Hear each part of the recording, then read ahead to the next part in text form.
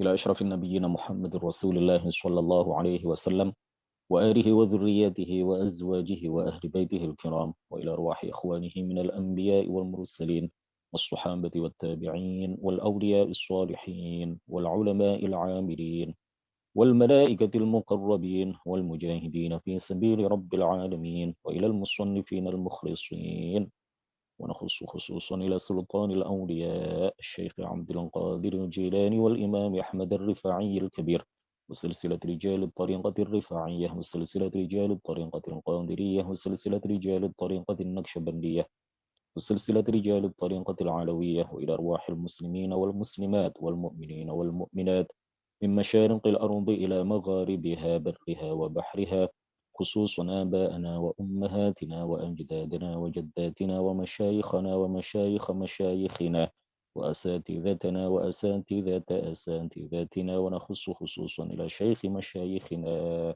الشيخ عبد الله الهرري والشيخ نزار حلبي والشيخ محمد هاشم أشعري الشيخ عبد الوهاب حسب الله الشيخ بصري شنصوري والشيخ عبد العزيز مشهوري والشيخ عبد المهيمن نور وسائر مشايخنا وأساتذتنا، وإلى من فتح الإسلام وإلى من فتح ونشر الإسلام في هذه القرية، وإلى أولادنا بنية أن يجعلهم الله الصالحين والصالحات، وبنية التوفيق والتيسير، وبنية قضاء جميع الحاجات والديون، وبنية الشفاء والنصر على الأعداء وقبول الدعاء ونيل كل سول ورؤية الرسول وشفاعة الرسول ومرافقة الرسول في الآخرة ولرضاء الله الفاتحة.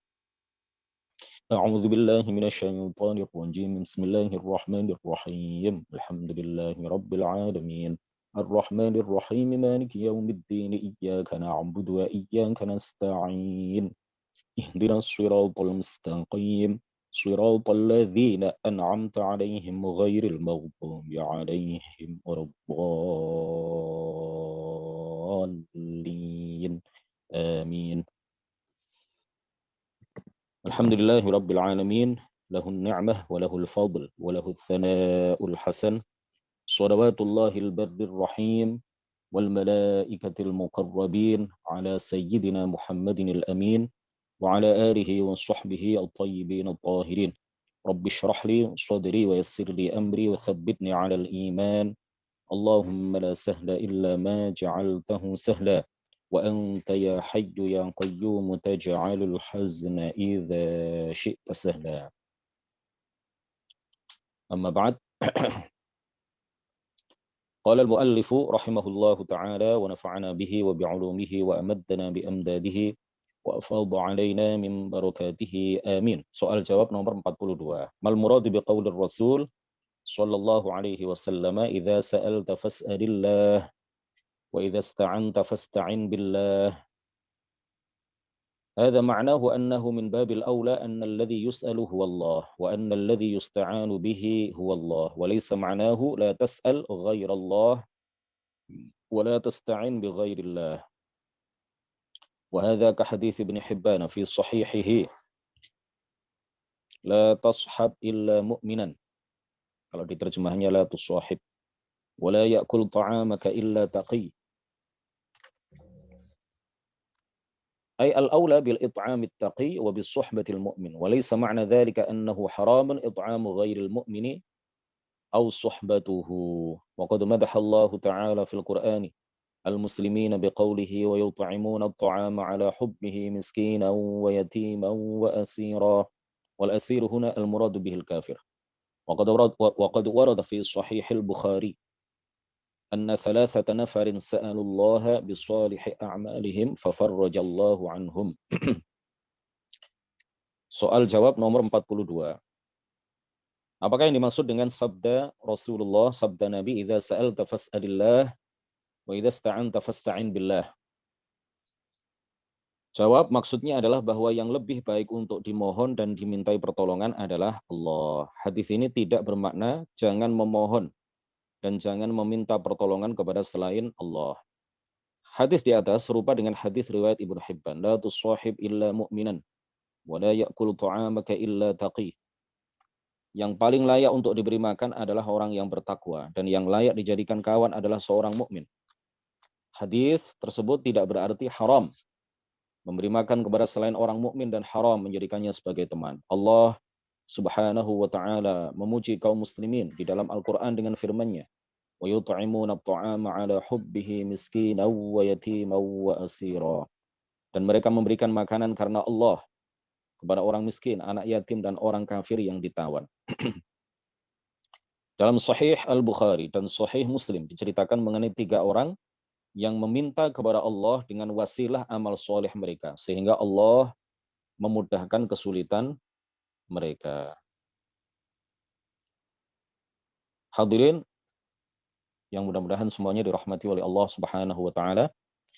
Dalam soal jawab ini, pengarang kitab ini ingin membantah dalih yang biasa didengung-dengungkan oleh orang Wahabi. Mereka biasanya berdalih dengan hadis idza sa'alta fas'alillah wa idza ista'anta fasta'in billah, untuk mengharamkan tawassul, untuk mengharamkan perbuatan menjadikan para wali sebagai wasilah di dalam terpenuhinya hajat kepada Allah Subhanahu wa taala. Mereka mengatakan berdasarkan hadis ini, kata mereka, maka kita tidak boleh meminta kecuali kepada Allah, dan kita tidak boleh meminta pertolongan kecuali kepada Allah Subhanahu wa taala. Kata mereka, tawassul itu adalah bentuk permintaan kepada selain Allah. Oleh karena itu tawassul itu diharamkan.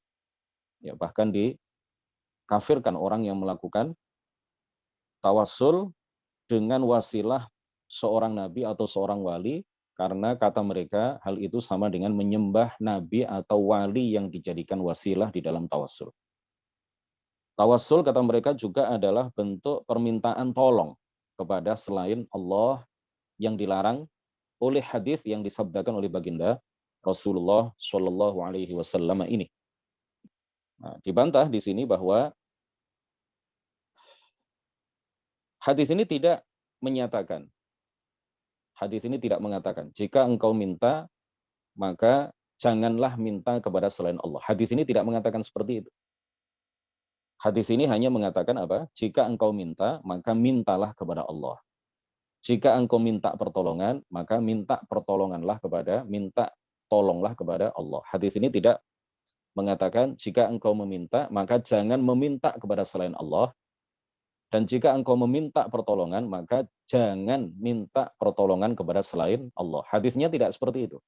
Hadisnya apa? Mintalah kepada Allah jika engkau minta, dan minta tolonglah kepada Allah jika engkau ingin minta pertolongan. Para ulama mengatakan bahwa yang dimaksud bukan berarti larangan kita, ya, larangan terhadap kita untuk meminta kepada selain Allah. Tetapi hadis ini bermakna bahwa yang paling layak untuk diminta, yang paling aula, ya, yang al-aula itu yang paling layak untuk diminta adalah Allah Subhanahu wa taala. Hadis ini serupa dengan hadis yang diriwayatkan oleh Imam Ibnu Hibban, la tusahib atau la tashab illa mu'minan wa la ya'kul ta'amaka illa taqi.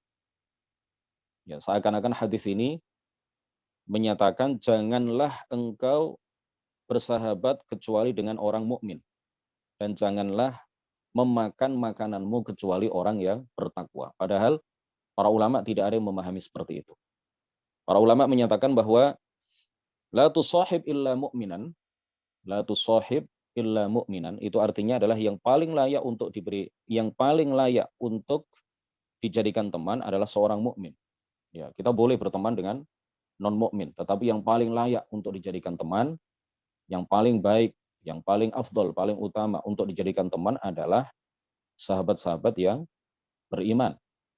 Wala ya'kul ta'amaka illa taqi, dan yang paling layak untuk diberi makan adalah orang yang bertakwa. Kenapa para ulama mengartikan hadis ini dengan makna seperti itu? Supaya tidak bertentangan dengan sebuah ayat Al-Qur'an, surat Al-Insan ayat 8, di mana Allah Subhanahu wa taala berfirman, "Wa yut'imuna at'ama 'ala hubbihi miskinan wa yatiman wa asira." Orang-orang Islam itu dipuji oleh Allah Subhanahu wa taala karena mereka memberikan makanan dengan niat mengharapkan ridha kepada Allah. Kepada siapa? Kepada orang fakir, kepada orang miskin, miskinan, wa yatiman, dan kepada orang yatim, anak yatim, wa asira, dan kepada tawanan yang kafir. Di dalam ayat ini Allah memuji orang-orang Islam yang pada saat itu memberikan makanan kepada, salah satunya adalah kepada tawanan yang kafir. Oleh karena itu, jika hadis la tusahib illa mu'minan wa la ya'kul ta'amaka illa taqi diartikan apa adanya, maka hadis ini akan bertentangan dengan ayat Al-Qur'an surat Al-Insan ayat 8.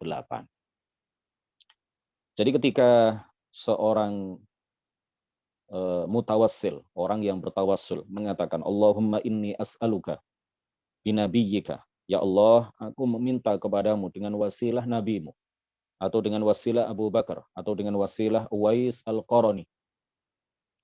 Al-Qarani ya, bukan Al-Qarni, karena beliau berasal dari suku Qaran, qabilah Qaran. Afdalut tabi'in yang paling afdal itu adalah seorang laki-laki yang bernama Uwais Al-Qarani yang berasal dari qabilah Qaran. Jadi ketika ada seseorang yang bertawassul dengan wasilah Rasulullah, dengan wasilah Abu Bakar, ya Allah, aku memohon kepadamu dengan wasilah nabimu, aku bermohon kepadamu dengan wasilah Abu Bakar, dengan wasilah walimu, dengan wasilah Sunan Ampel, dengan wasilah Uwais Al-Qarani. Ya, ketika seorang mukmin bertawassul dengan cara seperti ini, maka sejatinya yang dia minta adalah Allah. Dia hanya menjadikan wali itu hanya sebagai wasilah. Yang dia minta siapa? Allah Subhanahu wa taala. Jadi hadis la idza sa'alta fas'alillah wa idza ista'anta fasta'in billah. Ini sama sekali tidak bisa dijadikan dalil untuk melarang tawassul. Karena sejatinya tawassul itu permintaan dan permohonan tolong ditujukan kepada siapa? Kepada Allah Subhanahu wa taala. Kemudian jika mereka mengatakan, ada ayat Al-Qur'an yang biasa kita baca, Iyyaka na'budu wa iyyaka nasta'in, hanya kepadamu ya Allah, hanya kepadamu lah ya Allah kami menyembah, dan hanya kepadamu ya Allah kami memohon pertolongan. Apa yang dimaksud dengan hanya kepadamu ya Allah kami memohon pertolongan? Apakah ini bisa dijadikan dalil oleh mereka untuk melarang tawassul? Sama sekali tidak. Para ulama mengatakan bahwa hanya kepadamu ya Allah kami memohon pertolongan. Artinya adalah hanya kepadamu ya Allah kami memohon agar engkau menciptakan pertolongan bagi kami. Jadi bukan berarti meminta pertolongan kepada selain Allah itu diharamkan, disyirikkan, dikufurkan hukumnya berdasarkan ayat wa iyyaka nasta'in. Karena yang dimaksud, karena isti'anah, permintaan tolong itu ada dua. Ada permintaan tolong dalam arti meminta kepada Allah agar Allah menciptakan pertolongan untuk kita, dan itu tidak boleh kita tujukan permintaan tolong itu kepada selain Allah. Ya, tetapi kalau permintaan tolong dalam arti kita minta tolong kepada seseorang untuk melakukan sesuatu kepada kita, untuk menjadi sebab tertolongnya kita oleh dia, maka hal ini boleh kita tujukan kepada selain Allah. Nah, tawasul itu hakikatnya seperti itu. Kita tidak minta kepada Sunan Ampel ya untuk menciptakan sesuatu untuk kita, ya. Kita tidak menunjukkan permintaan tolong kita kepada Sunan Ampel itu dalam arti agar Sunan Ampel atau wali siapapun atau nabi siapapun menciptakan pertolongan untuk kita tanpa izin Allah. Ya, kalla wa hasya. Kita tidak meyakini seperti itu, kita juga tidak melakukan hal seperti itu. Yang kita lakukan ketika tawassul adalah meminta pertolongan kepada Allah.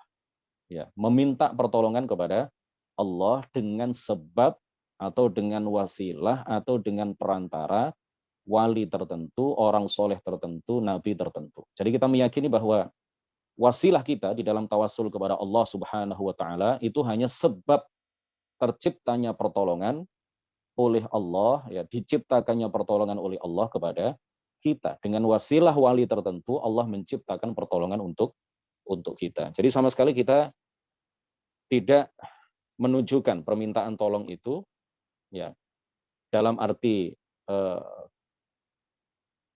penciptaan pertolongan itu kita meyakininya hanya milik Allah Subhanahu wa taala, dan wali yang kita jadikan wasilah itu hanya sebab, ya.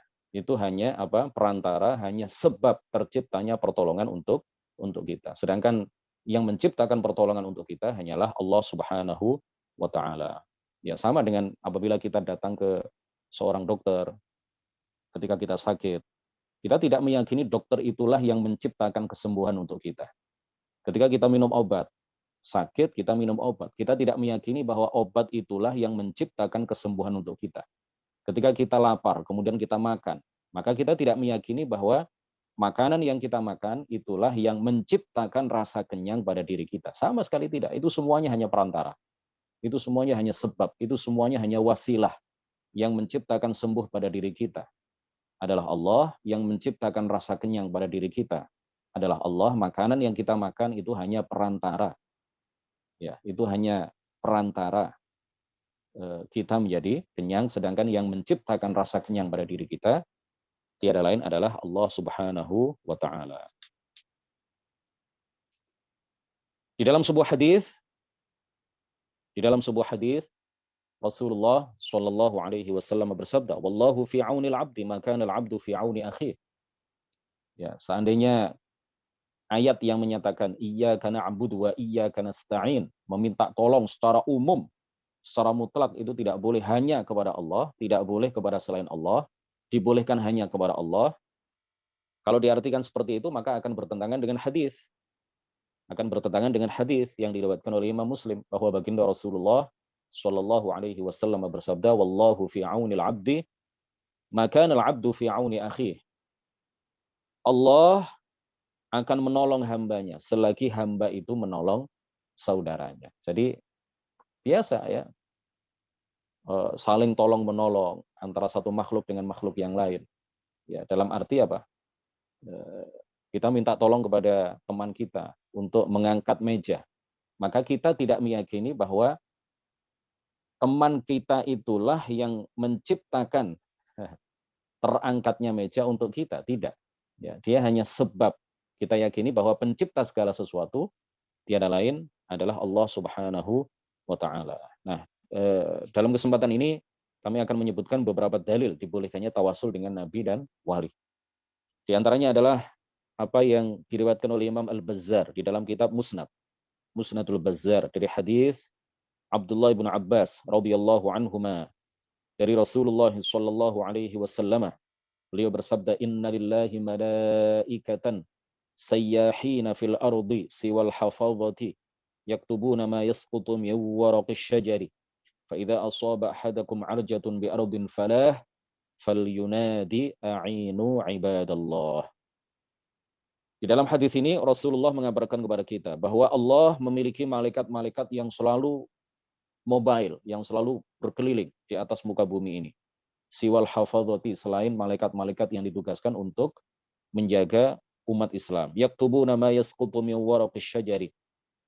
Tugas para malaikat yang selalu berkeliling dari satu tempat ke tempat yang lain itu adalah mencatat daun-daun yang berguguran dari pepohonan. Oleh karena itu kata baginda Rasul di dalam lanjutan hadis ini, fa idza asaba ahadakum arjatun bi ardin falatin, jika salah seorang di antara kalian tertimpa kesulitan di sebuah tanah lapang, ya, di suatu tempat di atas muka bumi ini, fal yunadi, maka hendaklah dia berseru, maka hendaklah dia memanggil, a'inu ibadallah, a'inu ibadallah, tolonglah aku wahai hamba-hamba Allah, tolonglah aku wahai hamba-hamba Allah, tolonglah wahai hamba-hamba Allah. Yang dimaksud hamba-hamba Allah di sini adalah malaikat-malaikat yang sayyahin, yang selalu mobile, yang selalu berkeliling dari satu tempat ke tempat yang lain. Salah satu tugas mereka adalah mencatat daun-daun yang berguguran dari pepohonan di berbagai tempat. Jika ada seseorang yang menemukan kesulitan, mendapati kesulitan, ya, tersesat di jalan misalkan, maka hendaklah dia berseru, kata baginda Rasul, a'inu ibadallah. Aku minta tolong kepada kalian, wahai para malaikat, hamba-hamba Allah Subhanahu wa Ta'ala. Ini mujarrab ini ya. Saya sudah mencoba beberapa kali dan alhamdulillah berhasil. Ya, menemukan kesulitan, mendapati masalah di suatu tempat, mau telepon seseorang, sinyal internet tidak ada, sinyal telepon tidak ada, mau kirim SMS juga sinyal atau jaringan telekomunikasi tidak ada sama sekali, maka kita mencoba menerapkan hadis ini dengan mengatakan a'inu ibadallah. Aku minta tolong kepada kalian wahai atau tolonglah wahai hamba-hamba Allah Subhanahu wa taala. Kemudian ada hadis lain yang insya Allah kita semuanya sudah hafal mengenai keutamaan atau mengenai balasan yang diterima oleh orang yang membaca doa ketika dia pergi ke masjid. Baginda Rasulullah sallallahu alaihi wasallam bersabda, "Idza kharaja ar-rajulu min baitihi ila sholati." Faqala, jika ada seseorang yang keluar rumahnya ke masjid untuk melakukan salat, faqala, lalu dia membaca doa, "Allahumma inni as'aluka bihaqqis sa'ilina 'alaika wa bihaqqi mamshaya hadha.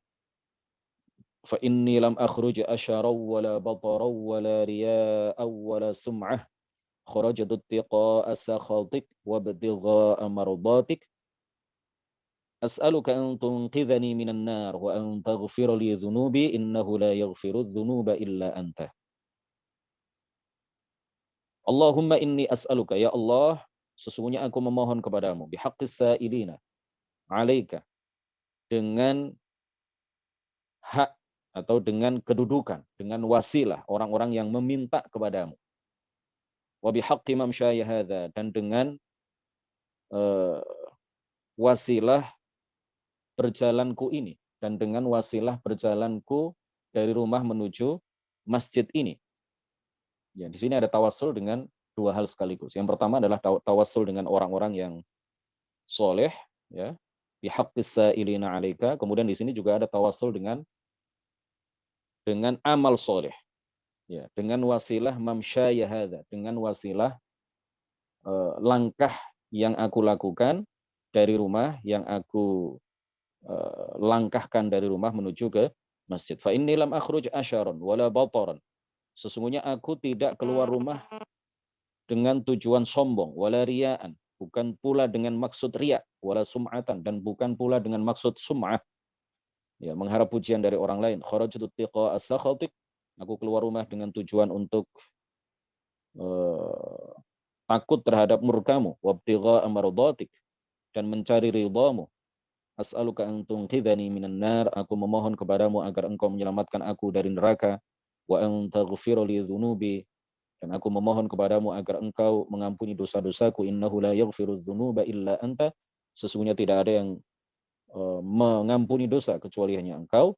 Barang siapa yang membaca doa ini ketika berangkat ke masjid, apa fadilahnya? Wakkalallahu bihi sab'ina alfa malakin, maka Allah akan mengutus 70.000 malaikat yastaghfiruna lahu, yang akan memintakan ampunan dosa untuknya. Wa aqbalallahu alaihi biwajhihi, dan Allah akan memberikan rahmat kepadanya hatta yaqdiya salatahu, sehingga ia selesai melakukan salat. Ini hadis diriwayatkan dari Abu Sa'id Al-Khudri radhiyallahu anhu, dan sanadnya dan hadis ini dinilai hasan oleh Al-Hafidh Ibnu Hajar Al-Asqalani. Kemudian Al-Hafidh Al-Khatib Al-Baghdadi. Ya, ini semuanya adalah tawassul, ya. A'inu ibadallah tadi juga tawassul. Minta tolong kepada selain Allah, dan itu dibolehkan. Bahkan dianjurkan oleh baginda Rasulullah Shallallahu alaihi wasallam meminta pertolongan kepada para malaikat apabila kita menemukan masalah di suatu tempat. Kemudian doa berangkat menuju masjid tadi juga ada tawassulnya. Ini bukan hanya dibolehkan, tetapi diperintahkan dan dianjurkan oleh baginda Rasulullah untuk kita lakukan. Kemudian Al-Hafidh Al-Khatib Al-Baghdadi meriwayatkan di dalam kitab Tarikh Baghdad dengan sanadnya kepada Imam Syafi'i radhiyallahu anhu bahwa beliau mengatakan apa? Inni la atabarraku bi Abi Hanifata wa aji'u ila qabrihi kulla yawmin yani zairan fa idza 'aradat li hajatun shallaitu rak'ataini wa ji'tu ila qabrihi wa sa'altu Allah ta'ala al-hajata 'indahu fama tab'udu 'anni hatta tuqda. Kata Imam Syafi'i, sesungguhnya aku bertabarruk dengan Abu Hanifah dan mendatangi makamnya setiap hari, ya, yakni zairan, mengunjungi, berziarah ke makamnya setiap hari.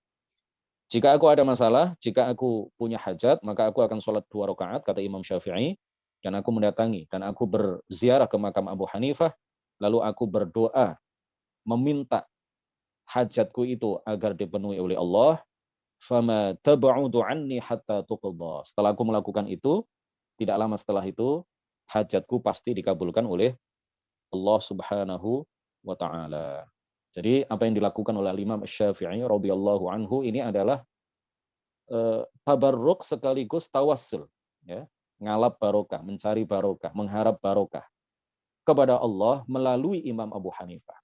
Di situ juga ada tawassul karena beliau melakukan itu di dekat makam Abu Hanifah. Beliau sengaja berziarah ke makam Imam Abu Hanifah, kemudian beliau berdoa di sana kepada Allah dengan wasilah Imam Abu Hanifah. Dan masih banyak lagi ya dalil-dalil mengenai tawassul.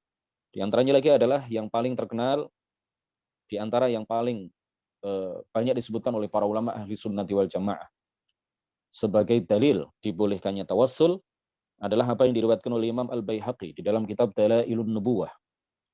Rasulullah sallallahu alaihi wasallam bersabda, "Lamma qtarafa Adamul khati'ata qala." Ketika Adam melakukan dosa yang bukan kekufuran, bukan kemusyrikan, bukan dosa besar, bukan dosa kecil yang mengandung unsur kehinaan jiwa, tetapi apa yang dilakukan oleh Nabi Adam alaihi salam ketika memakan buah dari pohon yang ada di surga itu adalah dosa kecil yang sama sekali tidak mengandung unsur kehinaan jiwa. Ketika Adam melakukan kesalahan itu, Adam mengatakan, "Ya Rabbu, wahai Tuhan, as'aluka bihaqqi Muhammadin illa ma ghafartali." Aku memohon kepadamu dengan kedudukan Muhammad agar engkau mengampuniku. Faqala Allahu azza wa jalla. Allah Ta'ala kemudian berfirman kepadanya. Ya Allah Maha mengetahui segala sesuatu. Ya Adam, wahai Adam, kaifa arafta Muhammadan walam akhluqhu. Ini bukan berarti Allah tidak tahu. Kemudian bertanya kepada Adam, tidak. Ya, karena Allah alim bikulli syai. Allah Maha mengetahui segala sesuatu. Wahai Adam, kaifa arafta Muhammadan walam akhluqhu. Bagaimana engkau mengetahui Muhammad sementara aku belum menciptakannya? Qal li'annaka ya Rabbu, karena engkau wahai Tuhan, lamma khalaqtani biyadika, ketika engkau menciptakanku dengan kudrahmu dan inayahmu, wa nafakhta fiyya min ruhika, dan engkau mengutus malaikat untuk menghembuskan roh kepada diriku. Rafa'tu ra'si, aku mengangkat kepalaku. Fara'aitu ala qawaimil arsh maktuban la ilaha illallah Muhammadur Rasulullah. Aku mengangkat kepalaku dan aku melihat di tiang-tiang arsy tertulis la ilaha illallah Muhammadur Rasulullah. Fa'alimtu, maka aku mengetahui, annaka, bahwa engkau ya Allah, lam tudif ilasmika illa ahabbal khalqi ilaika.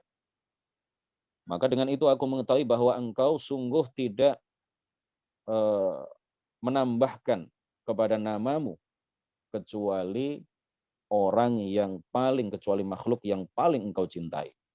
Oleh karena itu aku, wahai Allah, kata Nabi Adam, bertawassul dengan Muhammad yang merupakan makhluk yang paling engkau cintai agar engkau mengampuni dosa kecilku yang tidak mengandung unsur kehinaan jiwa itu. Hadis ini diriwayatkan oleh Al-Hakim di dalam kitab Al-Mustadrak. Beliau menilai hadis ini sahih, kemudian juga disebutkan oleh As-Subki di dalam Syifa'us Saqam. Dan masih banyak lagi yang lain, ya. Kemudian kembali ke buku tadi ya. Dalam Sahih Al-Bukhari di bagian terakhir di halaman 60. Dalam Sahih Al-Bukhari dan Sahih Muslim diceritakan mengenai 3 orang yang meminta kepada Allah dengan wasilah amal soleh mereka. Suatu ketika ada 3 orang ya di masa sebelum Nabi Muhammad Shallallahu Alaihi Wasallam. Hal ini diceritakan oleh baginda Rasulullah, diriwayatkan oleh Imam Al-Bukhari, diriwayatkan oleh Imam Muslim. Ada 3 orang yang melakukan perjalanan kemudian turun air hujan. Lalu mereka mencari tempat berteduh dan akhirnya mereka menemukan sebuah gua. Mereka masuk ke dalam gua. Setelah itu, setelah dirasa hujan reda, mereka ingin keluar dari gua, tapi ternyata ada sebongkah batu yang menutupi bibir gua. Mereka angkat batu itu, mereka dorong, mereka geser batu itu, tetapi batu itu sama sekali tidak bergeser.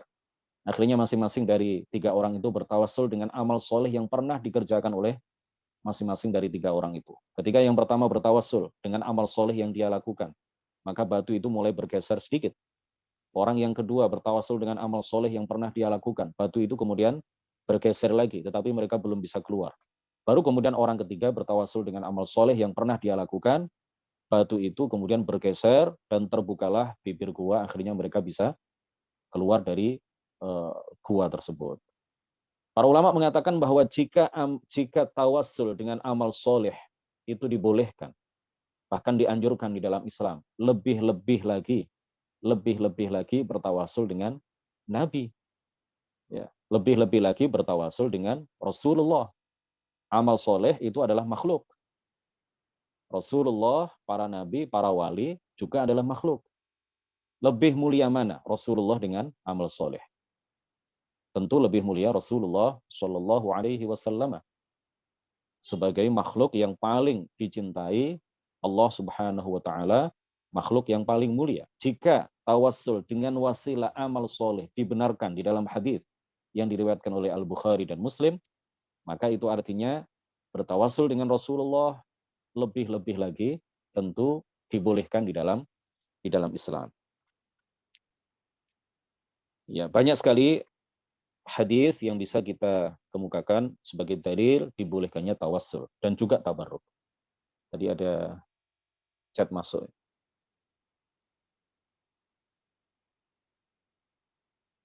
Minta kepada jimat kalau jika percaya jimat itu yang membantu itu namanya syirik akbar, akan tetapi kalau jika pernyataannya dia percaya bahwa yang Allah yang membantu dan jimat itu hanya sebab, itu namanya syirik asghar. Mohon penjelasannya Pak Kiai. Afwan izin bertanya, saya pernah dengar dalil tentang minta kepada jimat. Mohon pencerahan beza tawasul dan tabaruk. Baik, ada 2 pertanyaan ya. Pertanyaan yang pertama, jimat itu ada 2 ya. Ada jimat yang dibolehkan, yang kita kenal dengan istilah hirz.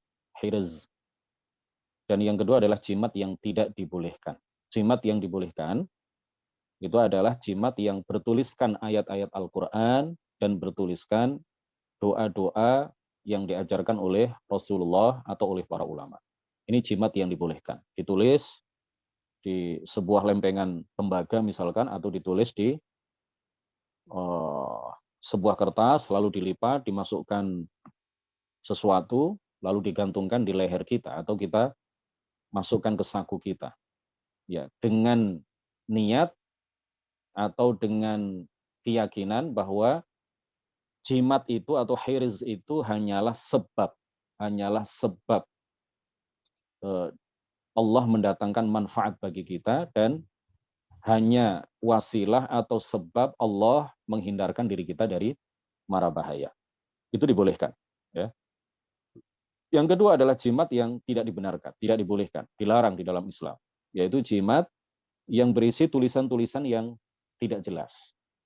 Bukan Al-Quran, bukan hadis, bukan wirid, ya, bukan zikir yang warid, bukan doa yang warid, bukan doa yang maksur, bukan doa yang diajarkan oleh para ulama, tertulis di situ. Kalimat-kalimatnya berbahasa Arab, tapi kita nggak paham artinya. Atau sebagian tulisannya memakai bahasa Persia, atau memakai bahasa Jawa yang kita sama sekali tidak paham. Biasanya kalau hal-hal seperti itu ada unsur permintaan tolong kepada jin. Bahkan ada unsur permintaan tolong kepada dewa-dewi, permintaan tolong kepada matahari, wal'iyadzubillahi ta'ala. Kalau tulisan-tulisan yang nggak jelas seperti itu nggak boleh ya dijadikan jimat. Tidak boleh, ya, tidak boleh sejak awal memang tidak boleh. Ya, tetapi kalau menggunakan hirs yang hanya bertuliskan ayat Al-Quran, ini boleh apa tidak? Kalau diyakini dengan keyakinan yang benar, boleh. Tetapi kalau diyakini dengan keyakinan yang tidak benar, maka tidak boleh. Diyakini dengan keyakinan yang benar itu seperti yang tadi saya sampaikan. Itu hanya sebab. Ini sama sekali bukan syirik. Syirik asghar maupun syirik akbar bukan. Ya boleh itu dibenarkan. Dibenarkan. Karena beberapa orang sahabat itu mengalungkan hirs itu kepada anak-anak mereka yang masih kecil. Dan tidak ada satupun para sahabat ketika itu yang melarang. Dan para ulama kita dari masa ke masa juga melakukan itu. Ya, karena keyakinan mereka bahwa itu hanya sebab, itu hanya wasilah. Sama sekali bukan syirik, baik asghar maupun akbar. Yang syirik, betul-betul syirik, dan ini adalah syirik yang akbar, yang mengeluarkan seseorang dari Islam, kalau diyakini bahwa kalau diyakini bahwa jimat itulah yang menciptakan pertolongan untuk kita, yang menghindarkan mara bahaya dari kita, tanpa izin Allah Subhanahu wa taala. Kalau seperti itu adalah syirik. Pertanyaan yang kedua, apa beda antara tawassul dengan tabarruk? Hakikatnya sama ya.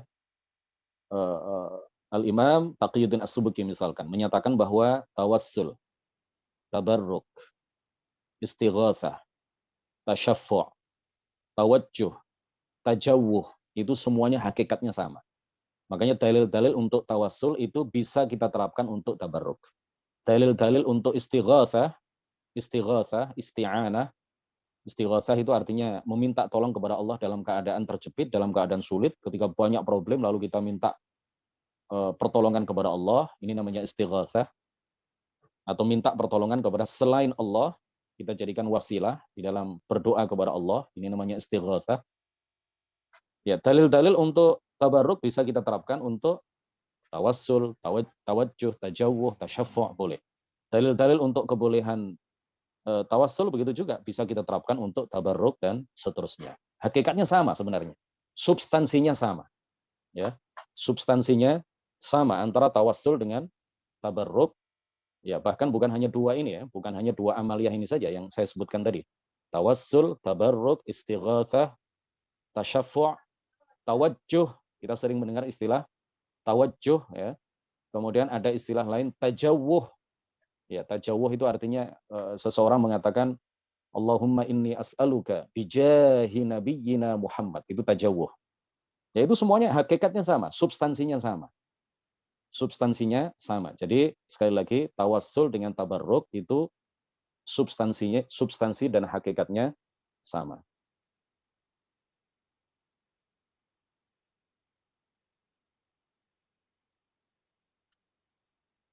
Allah Allah aghithna ya Rasulullah. Ustaz, kalimat di atas kan sepertinya meminta kepada Nabi, bukan kepada Allah. Apa hukumnya? Boleh. Ya, meminta kepada Nabi dalam arti menjadikannya hanya sebagai sebab datangnya pertolongan dari Allah itu boleh. Dan aghithna ya Rasulullah atau dalam istighatsah yang biasa dibaca oleh para kiai NU, mereka biasanya mengatakan Allahumma sholli ala sayyidina Muhammad qad daqat hilati adrikni ya Rasulullah. Adrikni ya Rasulullah. Artinya apa? Ay adrikni bidu'aika ilallahi ya Rasulullah. Aghithna ya Rasulullah itu juga boleh. Rasulullah Shallallahu Alaihi Wasallam menyebut air hujan itu sebagai apa? Ghaithan mughitha. Tetesan air hujan yang mughitha. Di dalam hadis Rasulullah menyebut tetesan air hujan ya setelah kita ditimpa paceklik yang lama lalu turun hujan, maka ini adalah hujan yang menolong kita, hujan penolong kita. Artinya menjadi sebab kita terselamatkan dari kelaparan. Rasulullah menyebut air hujan sebagai apa? Ghaithan mughitha. Artinya kalau kita minta tolong kepada selain Allah, seperti minta tolong kepada Rasulullah, ya itu dalam arti kita menjadikan Rasulullah sebagai sebab datangnya pertolongan dari Allah Subhanahu wa taala. Selama keyakinan kita seperti itu boleh. Ya, itu bagian dari istighatsah. Itu juga bagian dari tabarruk dengan Rasulullah.